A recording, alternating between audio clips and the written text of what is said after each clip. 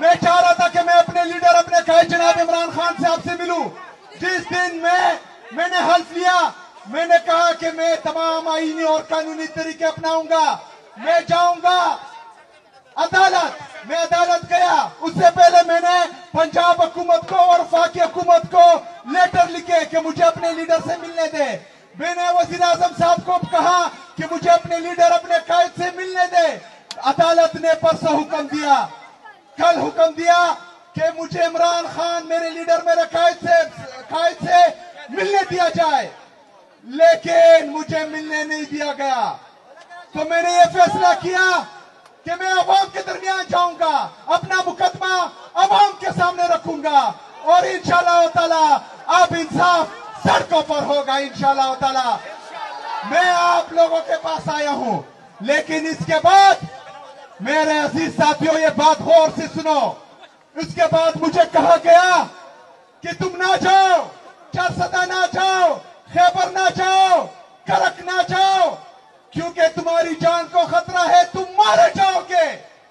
تو میں ایک بات کہتا ہوں کہ میری یہ زندگی میری قوم کی امانت ہے, میری زندگی میرے قوم کے لیے ہے, میری یہ کرسی میرے قوم کے لیے ہے, میرا جینا مرنا میرے قوم کے لیے ہے. ہم عمران خان کے وہ سپاہی ہیں جو تاریخ راہوں میں مارے جاتے ہیں اور تمغے کسی اور کو دیے جاتے ہیں. ہمیں نہ مرنے کا خوف ہے نہ تمغوں کی لالچ ہے. انشاءاللہ تعالی عمران خان کے لیے جیئیں گے, عمران خان کے لیے مریں گے انشاءاللہ تعالی. میرے عزیز ساتھیوں, میں کل انشاءاللہ تعالی خیبر امن جرگے میں جا رہا ہوں, وہاں پر بھی عوام نکلے گی. آپ لوگ جس جوش جس جذبے کے ساتھ نکلے ہیں, جس طرح ایک نیا جذبہ آپ میں آیا ہے, آپ لوگوں نے نہ ہی مایوس ہونا ہے نہ ہی نا امید ہونا ہے. انشاءاللہ تعالی ہم اس ملک میں حقیقی آزادی کے ذریعے آئین اور قانون کی بالادستی بھی لائیں گے, اور ظالموں کو, فاسقوں کو اور ان لوگوں کو جس نے اس ملک پر, اس قوم پر ظلم جبر کیا ہے, ان کو انصاف کے کٹہرے میں بھی لائیں گے انشاءاللہ تعالی.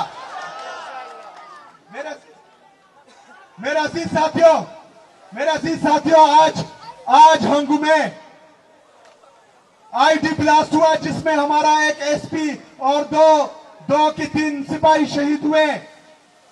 یہ وہی پالیسی ہے جس کا بار بار ہم ذکر کرتے ہیں کہ یہ بند کمروں میں فیصلے کرتے ہیں.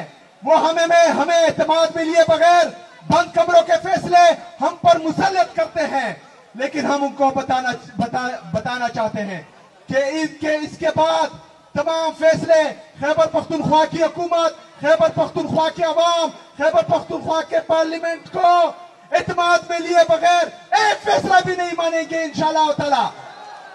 میرے عزیز ساتھیوں, تیاری پکڑو, کیونکہ میرے لیڈر میرے قائد نے کہا ہے کہ تیاری پکڑے. تیار ہو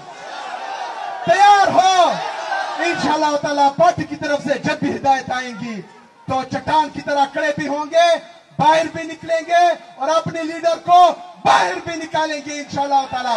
وما علینا الا البلاغ.